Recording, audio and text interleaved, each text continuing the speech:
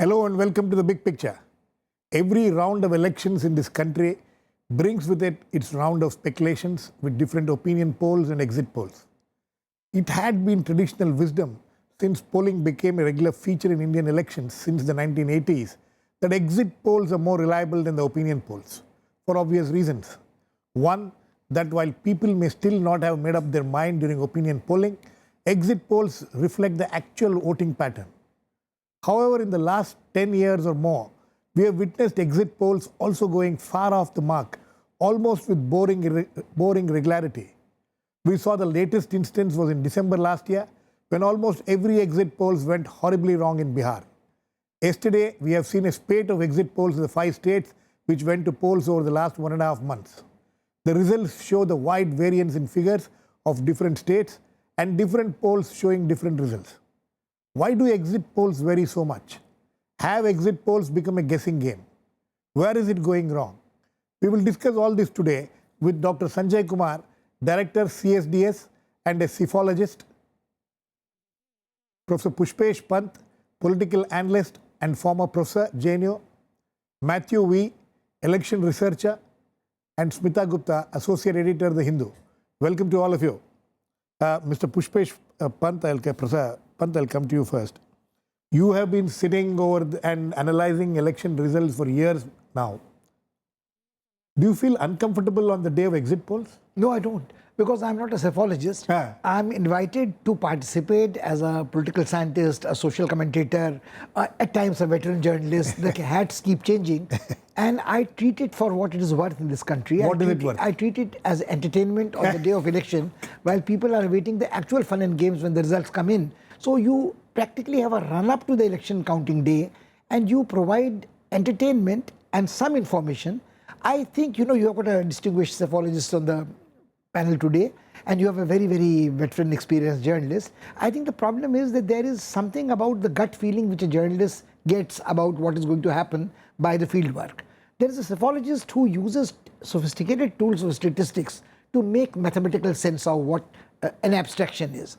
Unfortunately, in this country, you have an exit poll, you have an opinion poll, and you are working in a territory where you are probably not even getting honest answers because of a variety of reasons, because we are not exactly United States and Gallup polls, you see, is one of those things. And I think, the problem is that most people in media, particularly in the English media, have very niche areas of interest. So either you are interested in the badlands of Hindi heartland, the boondocks of UP and Bihar, or you specialize in Dalits, or you specialize in communal politics, or you specialize in urban divide or gender bias. So you have your specialized niche, and you try to extrapolate it over all across the country. So I think that's where these, what you said, with monotonous regularity, the exit polls and the polls. You are blaming only the English media for this? Because the problem is that the vernacular media doesn't have the national constituency at all. So if you talk to a small town yellow journalist, say, let's say in UP, Bihar, Sivan, the poor chaps who keep getting killed with monotonous regularity again, and the killers go unpunished, they know exactly what is going to happen in the ground, and that's why they get killed. Because what they say and what they print in their small local newspapers still strikes terror in the hearts of a person like Shahabuddin imprisoned. That's why these people get killed. So I don't think that they suffer from this error of standard deviation or whatever it is. Okay, that's interesting what you said. Sanjay, where are the pollsters going wrong? Why are exit polls? Since 2004, I was going through some of the statistics in the last several years. One thing which I noted was that since 2004, if we have seen that exit polls have been going wrong. Before that, they were more or less, they were close to what the results were going to be. But since 2004, we have been seeing that more and more often the exit polls are going wrong, with wide off the mark. In fact, no, I disagree with this, because unless until we put figures on table that how many exit polls came on each state and how many went wrong and how many went right. See, we have to look at in terms of 3 kinds of exit poll. A poll which goes absolutely right, which is to say the poll tells you almost exactly the number of seats which parties actually won, and the vote percentage is very close to the actual result. Second category is that the polls actually gets the trend right, but not the magnitude right. Maybe the exit poll said X number of seats, and finally the party won slightly larger number of seats or less number of seats. So this is second category. And the third category is that if an exit poll actually gets the winner wrong. So that's, I would say this is an absolutely wrong poll, that you get the winner wrong. The problem is that in the first and the last category, the three categories, we have very little polls. Majority of the polls fall in the second category, where you get the trend right, may not be the exact number of seats right. So that's the issue. The issue, Sanjay, you are, see, two instances. I can't go into all the instances which have happened. I'm sure I'll expect Smita and Mathew to add to this, but and also Professor Pant. See, 2004, for instance, Lok Sabha. Everybody said that the NDA is going to come back to power. It didn't come back to power. The latest is 2004 is the earliest instance. I'm talking of the latest in Bihar. 2015 December. Everybody said NDA is coming to power. It went horribly wrong. This is and in Delhi. Delhi, what happened? Girish, I need to correct you. No, I need to correct you. 2004, you are absolutely right. Everybody thought that NDA is coming back to power. And surprisingly, people also thought that CSDS also mentioned that NDA is coming back to power. Yes. Look at the memory of the people. CSDS did not make any prediction in 2004. Still, people remember that CSDS I am not blaming CSDS. A wrong winner. NDA is coming to power. We didn't make any prediction in 2004. No, Sanjay, I'm sorry. Second, I'm sorry. You are being unnecessarily sensitive. No, 1 second. You're being unnecessarily sensitive. I never mentioned CSDS. No. I'm not talking only CSDS. I'm talking generally Bihar, of the exit polls. All about Bihar, you said every poll mentioned BJP coming to power. Yes. No, put the facts on the table and you would figure out that every poll didn't say BJP is coming to power. There were exit polls which mentioned that BJP is not coming to power. It is the Mahagathbandhan which will come to power. Yes. The problem is that nobody expected or nobody actually predicted the magnitude of the victory of Mahagathbandhan. But there were polls which actually clearly said Mahagathbandhan is coming to power, not the BJP. So to say that every poll failed in Bihar in recent times, it is absolutely wrong. Okay, I'll come back to you. Mathew, would you agree with that? Are we exaggerating? Are we saying that, why is this feeling coming that exit polls are going wrong? When what Sanjay says, the three categories of how things can go wrong, I agree with that. But generally, exit polls are way off the mark. See, would you agree with that? Yeah, exit polls of late have been going way off the mark. What is most surprising is people are getting it off the mark on counting day. I mean, if you look at Bihar, that was the ultimate farce. We had senior journalists, seasoned journalists saying how Rahul Gandhi had failed, how Nitish Kumar had failed, and in 1 hour, they completely changed tack. Either they were spectacularly silent, or they started praising how Nitish Kumar had done a great job on the social justice front and on development. There was a complete somersault in 1 hour. Turnaround in less than an hour. Yes. So, see, let us go back to exit polls. The issue is a bad carpenter blames his tools. If a pollster does a good job, it all depends. It's garbage in, garbage out. If the input is good, the final output will be good. And the two things. One is intelligence quotient. Most of the pollsters have intelligence quotient, but I doubt whether they have political quotient. Let us look at Bengal, for example. I'm not too sure whether exit polls have captured the fear factor. In Bengal, you're talking of the latest elections. This latest election. Okay. In Bengal, the hallmark of this election has been political defiance and people's resistance. From Siliguri to Sundarbans, that is the theme, that is the hallmark of the Bengal elections. I doubt whether it has been adequately captured by the pollsters. Fear is a very big factor in Bengal. 1 second. Five exit polls on West Bengal just come out yesterday. All of them gave TMC a wide Yes. the minimum given by one of the exit polls is 153 seats for TMC. The maximum is 243 seats. So where will they hide their faces on 19th May? No, what are they trying to say? No, I am trying to say that the left Congress alliance is going to come back with at least No, 175 okay. seats. We are not in sorry. We are not getting into that. We are looking at why have exit polls. In the latest exit polls held yesterday, I am looking at different figures. One exit poll gives 153 seats to TMC. Another gives 163. Another gives 167. These are fine. One gives 253. One gives 243 seats. So from 153 to 243. What is it that these two exit polls, whom are they talking to? Why is it that there is such variation? See, outside an exit poll, please try and understand, in Bengal, there will always be a TMC supporter who will also be monitoring these exit polls. There is a fear factor in Bengal. I mean, it was there during the left regime, it is there, and it has considerably worsened in the last 5 years during the TMC regime. So in front of the TMC supporter, it is very difficult for an ordinary voter to say that he voted for the left. Or he didn't vote for or the he TMC. didn't vote for the TMC. Okay. Smita, how do you look at this, as an experienced political journalist? And you are all, like all of us, I'm sure you'll also be looking anxiously on the day of the exit polls. And have you started disbelieving them now? No, I have stopped believing polls for a long time.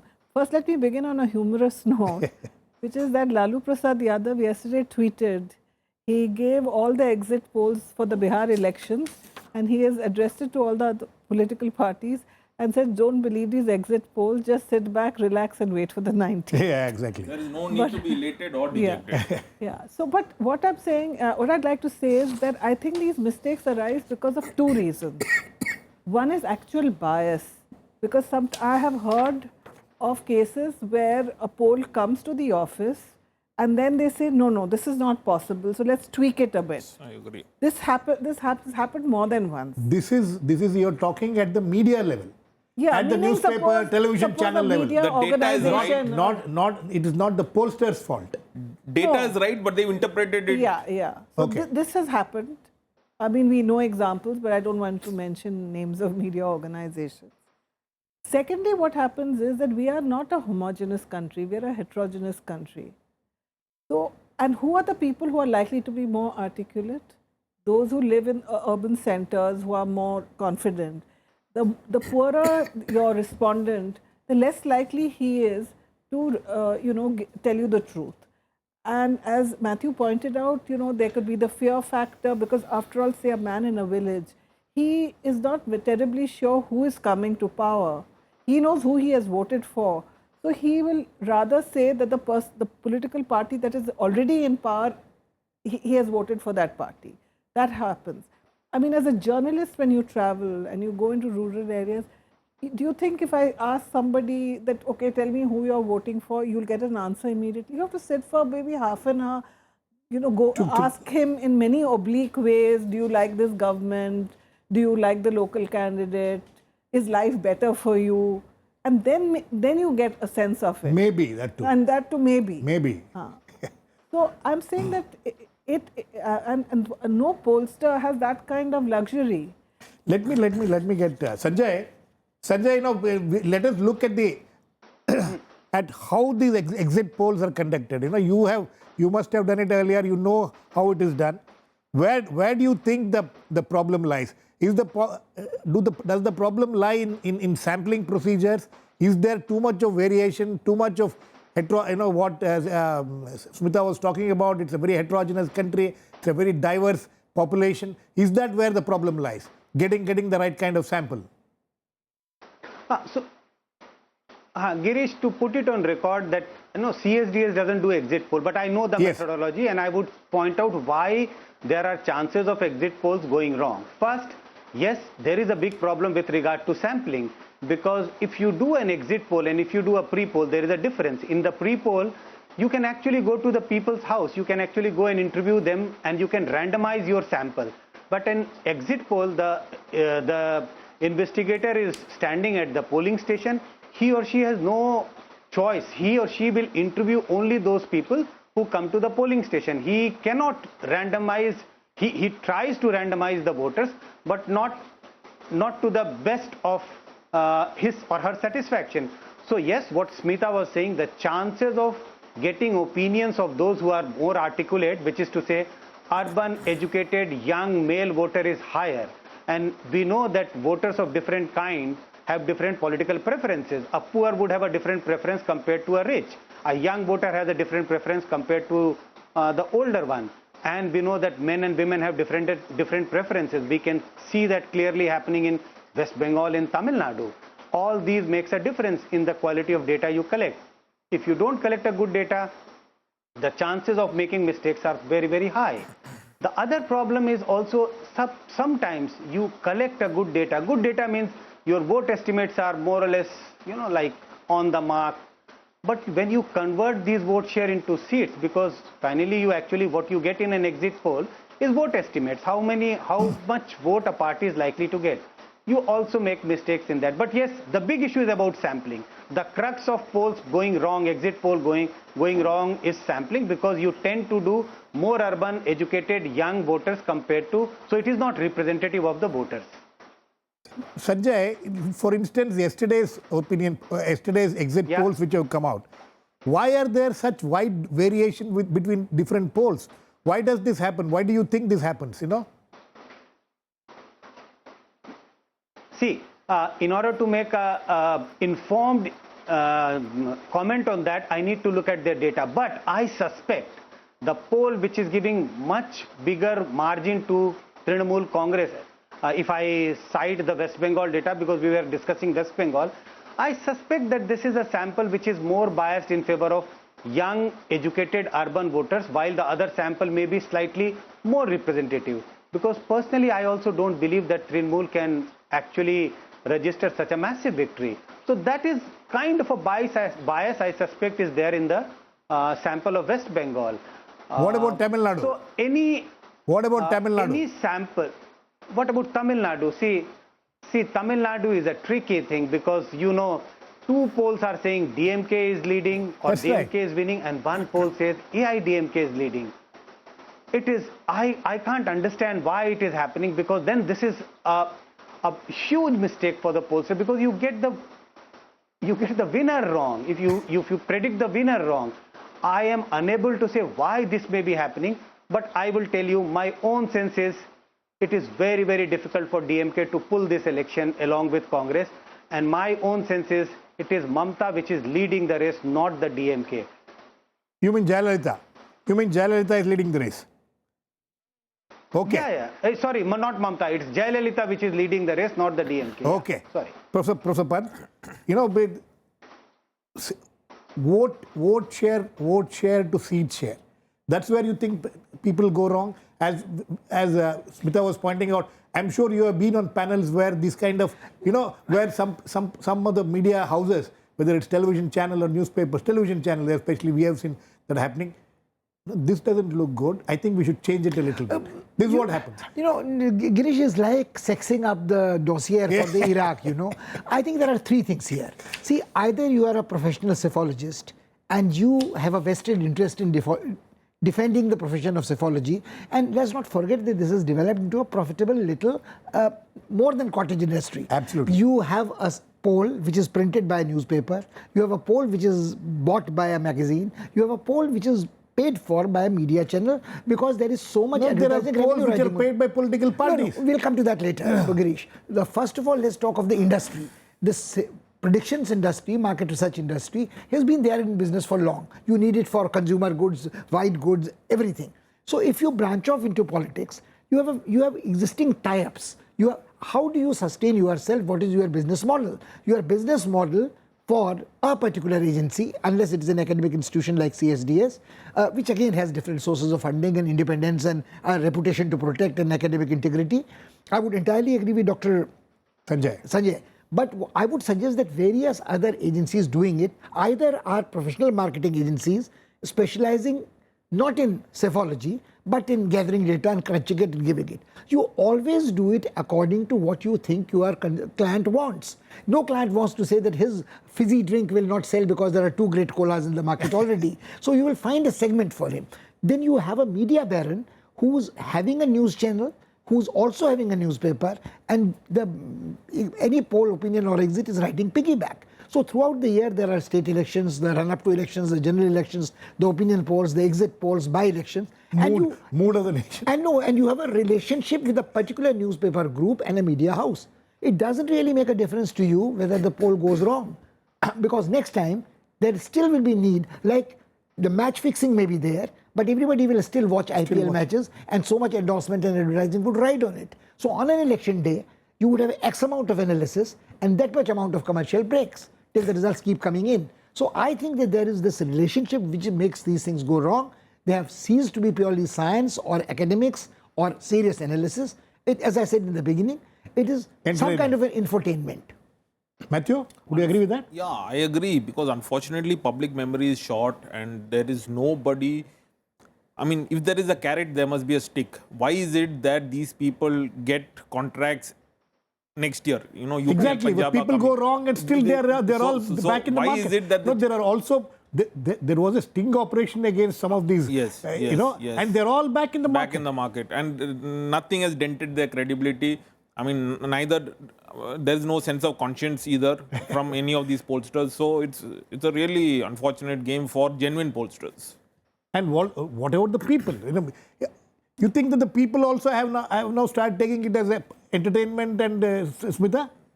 You start taking it. It's the last day of day of polling today. So today evening we are going to have this. Instead of watching some serials, we'll watch this. Is that the way it is? I think so. Television. I mean, even news, television, and these exit polls have become part of entertainment. That's it.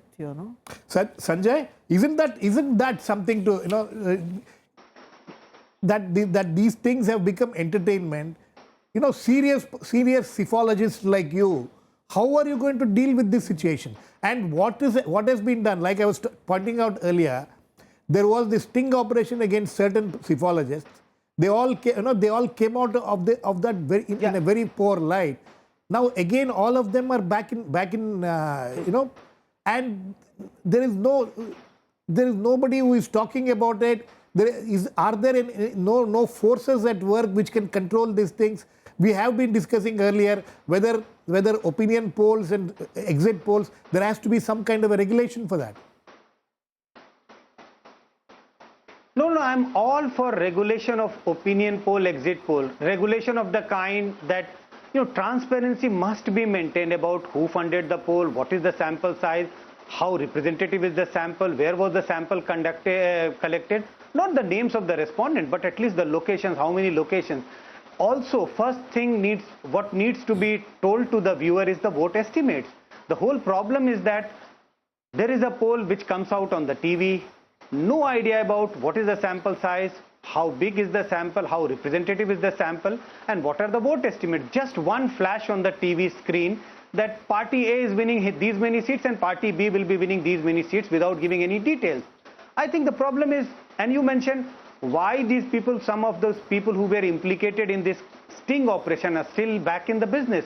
Because there is also a competition between the media. Every channel, or I would say many channels, want exit polls to be conducted because they want to show it on the day of polling. And it's big business.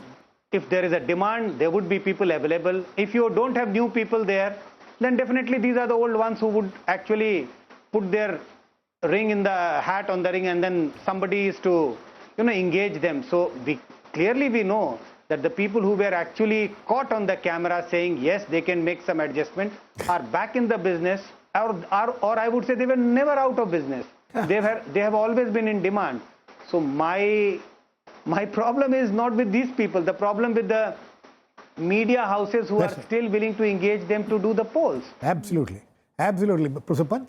We can come to the second question you are asking, which remains unanswered, and then there is the constituency of each psephologist, which is the political constituency. Yes. They are aligned to one political master or the other. These people have never been out of business. No, look, the elections come and go. Elections come every 5 years. By-elections come and state elections come. So if you are serving a loyal master, loyally serving your master, an exit poll also is proving your credentials that you are doing bit for the country and the cause and creating a climate of opinion. That's one. As far as the infotainment part is concerned, Girish, the audience also has its political biases. So in one channel, the exit poll doesn't please my political sensibilities. I'll go and see that. I'll switch again and feel enjoyable. That's interesting. Yes, we are. Yeah, I wanted Smita. to give two examples. Political parties also sometimes hire these agencies to do an in-house poll Yeah, for them. that is a. Okay, which no, is one okay. minute, 1 minute. I'll give you two real-life examples. I won't mention the Parties. no, the agencies. Agencies. One of them is a top agency. They did it in Rajasthan for Pramod Mahajan. You know, the election which Vasundhara won, that 98. one. The analysis was so good. It was done constituency by constituency, and it even said that 50 odd could go either way. And later I got the data, and the BJP was able to win almost all the 50, which I think is a statistical impossibility unless you knew before. Otherwise, if it's 50, then it would be 20 and 30, Yeah. 25 and 25. So that means this agency did a damn good job. It means these psephologists can do a good job if they have to do a good job. No, Another but what one about did it for the left last time. Yes. And they told them where, I mean, of course, it was impossible to correct, but they had got really good data. They knew No, their so weak Mathew, points. I have to make it public. You also do these polls for political parties. Yes. So you people can do an honest job if you want to do an honest No, the difference is with the media, there are no checks and balances. I mean, I don't do it for the media, but with the media, there is absolutely no sense of accountability. All these charlatans are brought back again into the system every year. In the political house, for example, they will not take your phone call the moment you get it wrong. I challenge anybody, anybody in this business who has got it wrong and is still in the game. See, let us take the example of a regional party. Let us take the example of a regional party. A regional party, if he hires you, if he commissions you, and you get it wrong, he's not going to touch you. Exactly. He's not going to touch you because Congress can still, Congress loses in Karnataka, he has Kerala. A BJP loses in Rajasthan, they have Madhya Pradesh. A Samajwadi party losing in Uttar Pradesh, he does not have any other state. So if he trusts you, he can't get it wrong. And if you get it wrong, he's not going to take your phone call. So the problem ever. lies with the media houses. Of course. I would say the media houses continue to commission these charlatans every year. Sir, as far as the regulations are concerned, what kind of regulations? Now, Sanjay is talking of certain regulations. Would you think that those regulations can work? Girish, we have got so many regulations on freedom of speech that people think that we are living in a totalitarian dictatorship. You have some more regulations. I don't think regulation, I mean, what Dr. Sanjay was saying is expected from anybody that your polls, your national sample size is respectable, is randomly selected, it is heterogeneous enough, and you are transparent. But if you are not doing it, what kind of a regulation? You say thou shalt not kill, and there are murders. You are not supposed to rape people. People get raped. Smita, very quickly. At one of the newspapers that I worked, we once had an arrangement with a polling agency. This was a opinion poll, a year in 2013. And we were allowed to ask the agency for any information, the real data. I'll just give you one example. They showed quickly that Narendra Modi was the most popular candidate for some 20 years or something. So I said, can we just take a look? And 1 year was missing. That was 2004. And the man whose name was missing was Atal Bihari Vajpayee. And then when I insisted, they still wouldn't give it. Then I found it on the net, and Vajpayee was far more popular, and he lost 2004. So they deliberately kept that out because it kind of then doesn't suit their... Yeah. So these kind of manipulations take place. But anyway, exit polls have, and all my panelists agree that have become quite dubious actually in terms of what it brings out. As Professor Pant says, it's become more of an entertainment or infotainment. We'll wait and watch how much of these exit poll results which have come out yesterday come out true to the final results. We'll wait and watch. Thanks to all my guests. Please keep watching. We'll come back with another issue, the big picture, same time tomorrow.